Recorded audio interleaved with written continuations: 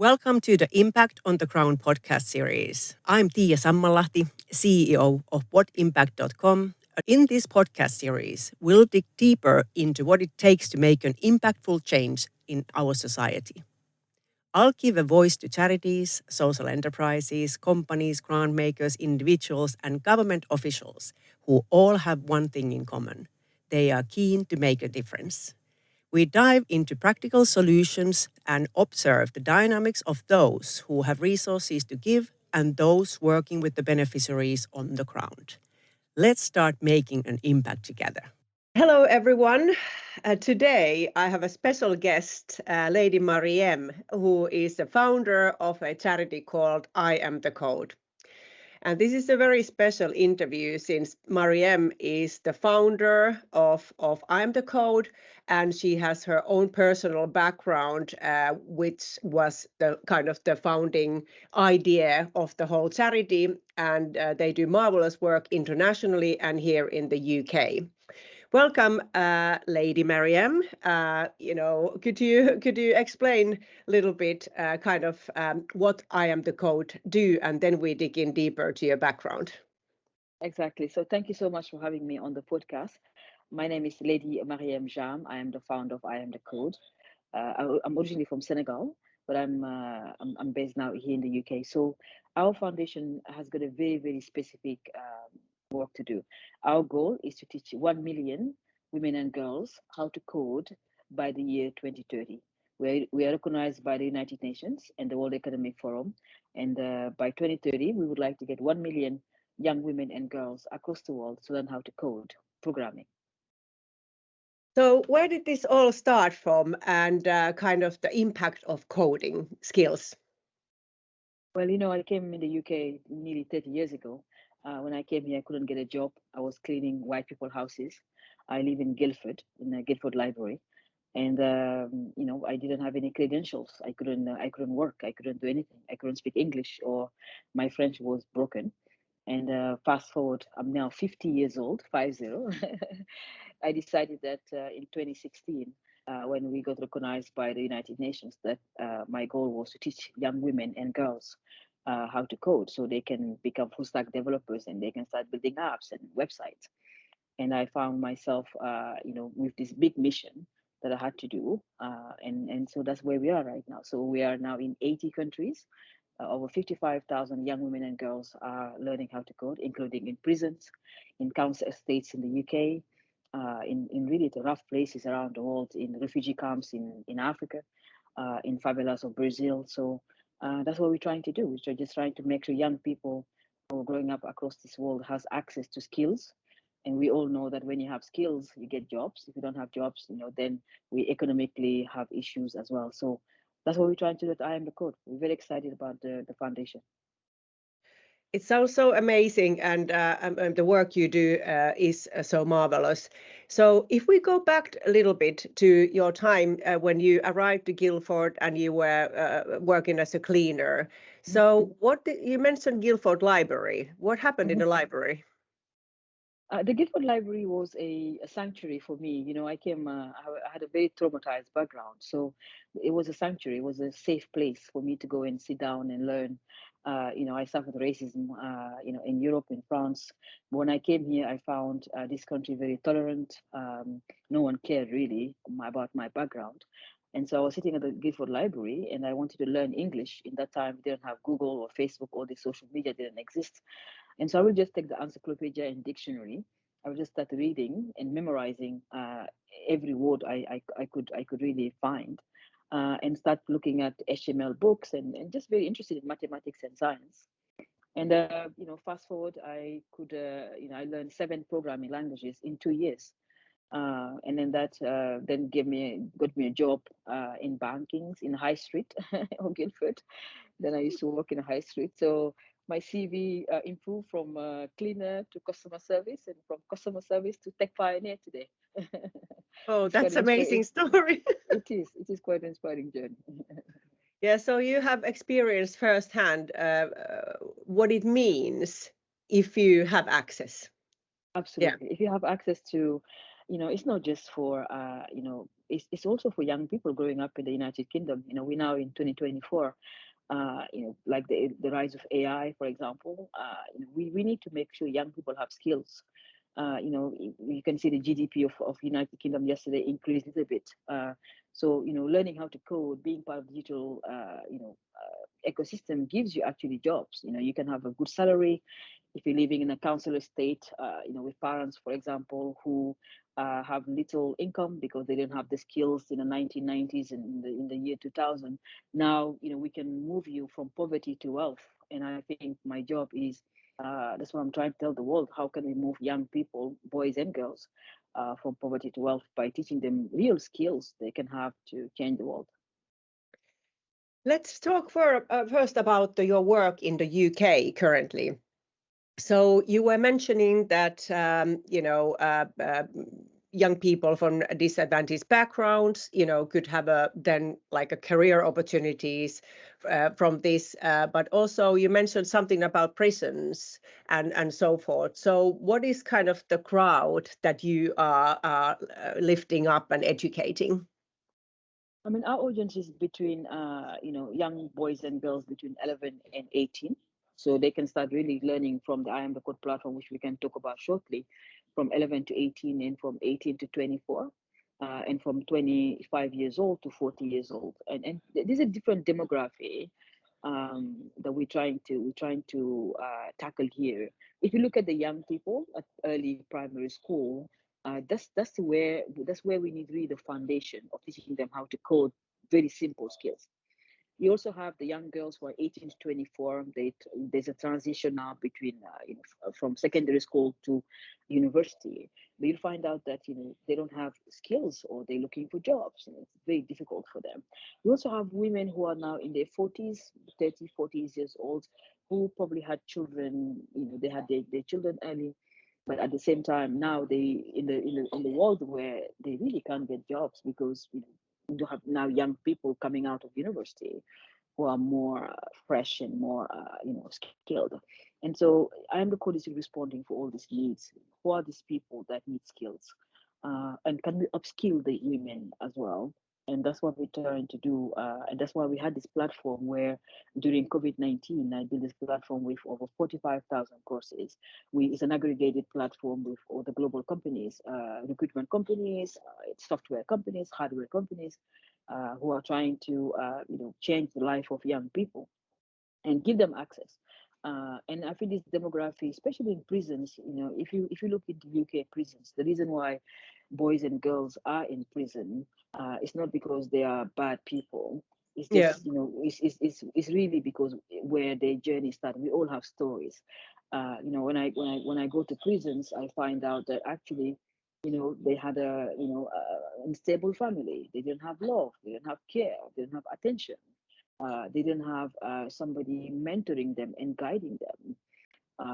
And so then, when they're 16, 17 years old, or even before that, they find themselves in really difficult situations. The society wash their hand.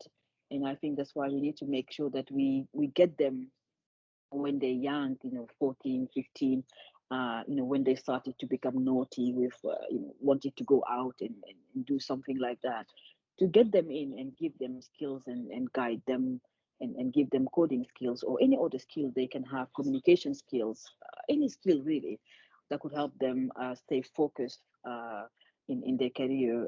That's what I am the code is trying to do. We have several programs where we feed the girls, we mentor them, we connect them with like global leaders around the world. So that's what we're trying to do really at I Am the Code. Okay, a little bit more detail. You mentioned you have a like educational platform. Is it like something that you can go and kind of view some kind of course videos, or is it used by the teachers at school, or who is actually accessing the platform? Yeah, the platform is now accessible to everyone. Basically, we partner with schools and universities and communities across the world, ministers of education, government, for example, who don't have content. We really focus on the content creation here. As you know your background, this you've been in tech for a very long time. Content is very expensive. And so when you are growing up and you don't have access to content, it's very difficult. So the primary mission really is to get, we have like we divided the platform in 12 in three sectors. The first is like the coding skills. I really want the girls to learn how to code. And you have the power skills and the soft skills, right? And so, they have access. So everyone can have access to the platform. It's out there now. That's why we're having this podcast too, because the organization is really focused on impact and how can we impact the life of young people by giving them skills. Because when a young girl know how to code, can build an app or a website, understand the world of AI, there is no way that young women will not have a job. Right Mhm. now we're in a world where we need young people who can come and build stuff, right? Create. So that's what we're trying to do at IAMTHECODE, to make sure young women and boys and girls, even in prisons. Like I said, the reason why young people are in prison is not because they're naughty, it's not because they're bad people. It's just because they have a difficult start. And for my background, I had a very difficult start in life. But I'm here today as a tech pioneer. So I think that if we look into how we can help young people when they're 16, 17 years old, when they become adults, they can be a very good member of society. Yep, absolutely, absolutely. A little bit more. I know that you are very hands-on and active, so you are also training people a lot. You are participating all kind of like coding sessions and stuff. So how does it this program then in kind of in live teaching? I remember you mentioning earlier that it's kind of run by schools as well. So what's happening at schools and how can maybe corporates support spreading this program to the schools in the UK? So there are a couple of levels. So if we find a partner, if we find a school that have like a computer science, class, but they probably may have a hardware in the school, but they may not have access to content, or they may have like access to little bit of content. They can have access to the I Am the Code platform. Not only the girls and the boys, the students, but the teachers can also upskill themselves. For example, as a teacher, you need to know how to communicate. You need to know how to manage a program. Many teachers in the UK, for example, excuse me, many teachers in the UK, for example, are very, very busy. They have all these skills, but at the same time, during holidays, they can maybe upskill themselves. Like, let's say a teacher is interested on AI right now, they can go on I Am the Code platform and learn about AI, for example, right? And so, really, we are trying to give access to everybody. So we just need partners who really want to, have like really an amazing content in their universities, in their schools. And we can give them access very, very quickly. And within the platform, you can see the data. You can see, for example, what the girls are coding on. Are they coding Java? Are they coding Yeah. Python?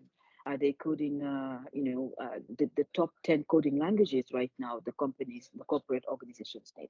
Or are they just coding for the sake of coding, right? So we all know, if you want to get into AI right now, you at least need to have a basic knowledge of Java and Python, right? If you want to build some language models, you need to know what Python is, right? And all the language models. So I think even educating boys and girls to make good decisions when they, getting into the tech sector, it's also something that we would like to do at I Am the Code.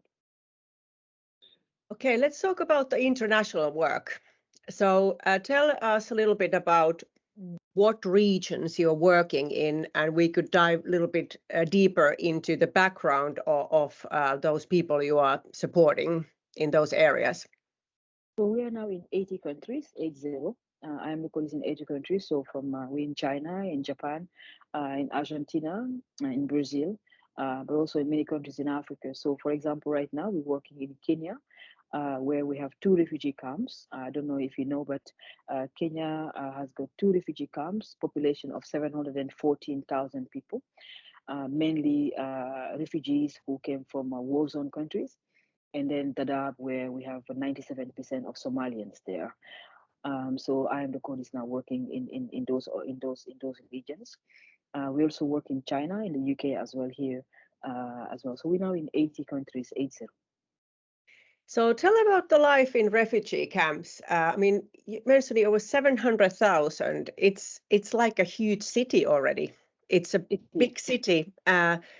So what's happening kind of in these camps, and how this kind of coding can be arranged, and teaching coding can be arranged? Well, I started working in the refugee camp 7 years ago, before COVID-19. And during COVID, I accelerated the program there. And so we have now a physical academy. So it's the first ever academy open in refugee camp settling, asylum seeker setting. And so we have now, 300,000 people lives in that camp. And so we have around 25,000 girls. So these girls are from South Sudan, Burundi, Kinshasa, all the war zone countries of Africa.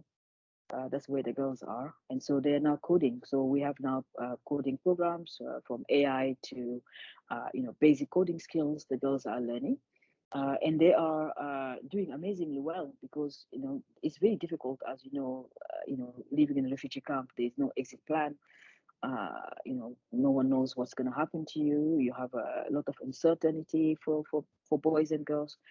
They don't have passport. They don't have birth certificates. They're refugees.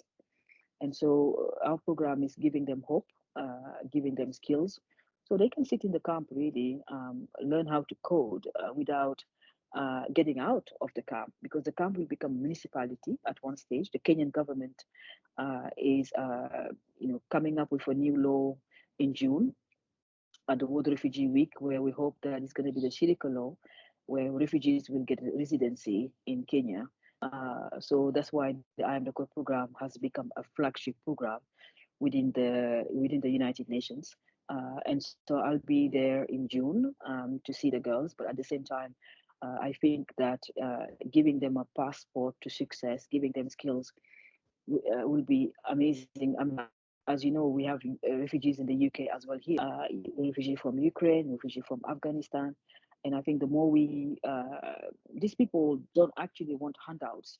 They actually want us to use them. They want us to work with them and give them skills. And so our idea is to get these people skilled, and women as well. We have a demography here in the United Kingdom, women who are 40 years old or 30 to 40, who are digitally illiterate. And so if we can get them access to our platform, and hopefully they can also serve the communities. Like I said earlier, our goal is to move women from poverty to wealth, and technology can make a difference. Can I ask maybe a stupid question? But what about if you don't know, you are not very strong in reading or writing? Can you still learn to code? Yeah, absolutely.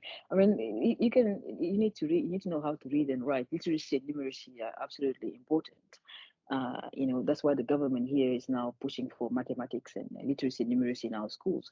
We're changing the United Kingdom curriculum to get more STEM subjects included inside.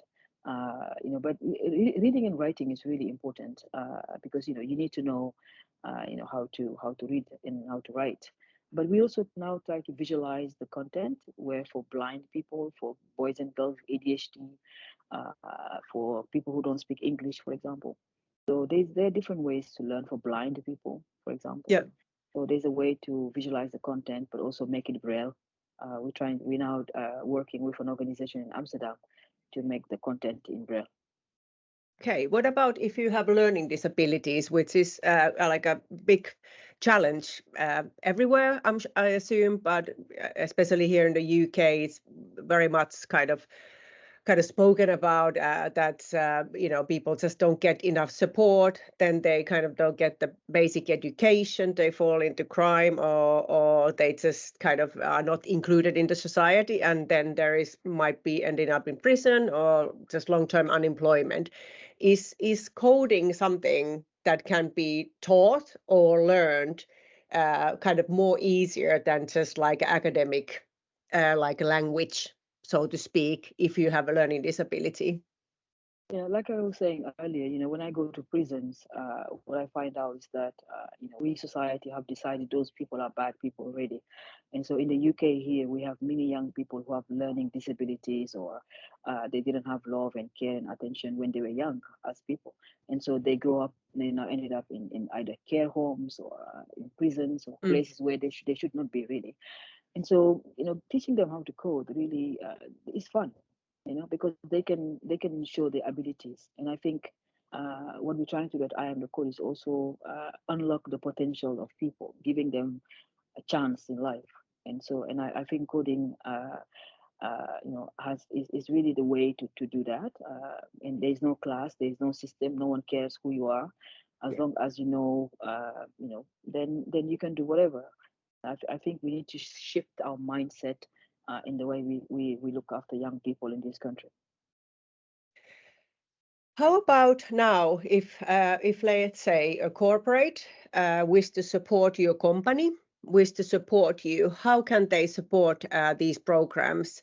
I'm assuming that you take money donations, like every charity does. But is there any other ways to support you? And if they were like these kind of deeper monetary partnerships, how could a company get involved in a meaningful way? That's a very good question. We work with many corporates. Right now, we have 67 companies working with us globally.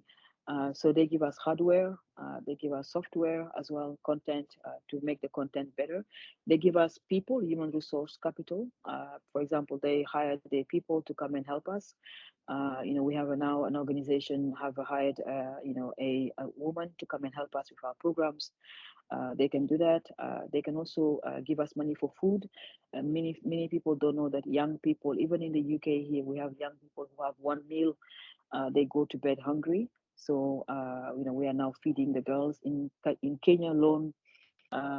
Since 2016, we served over 4.6 million meals, where boys and girls are having porridge in the morning. You'll be surprised that when you're hungry, you can't function. And I think some of this we need to also feed people, give them food. Food is equal dignity in Africa. And so I think we need to also start feeding people. I visited some schools here in the UK where some kids don't have proper meals. So I think we need to also change that, making sure that we're feeding young people and we're giving them food and helping parents and families where money is short.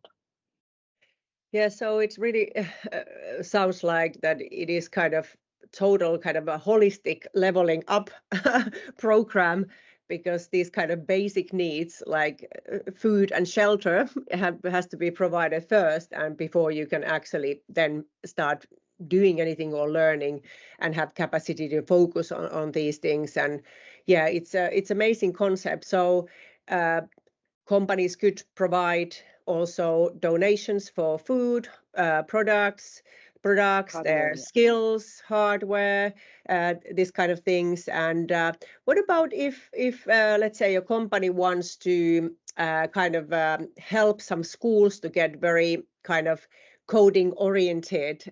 What kind of programs can you organize to bespoke schools, for instance? We do a lot of mentoring program. Our mentoring program is based on kindness, empathy, and compassion. And so we bring people working for organizations to mentor young people. I believe that when society gives you something or the universe gives you something, I think you should give it back. So we have many skilled individuals working in corporates right now across the world who once helped somebody. They wanna, I'm here today because somebody mentored me, somebody supported me.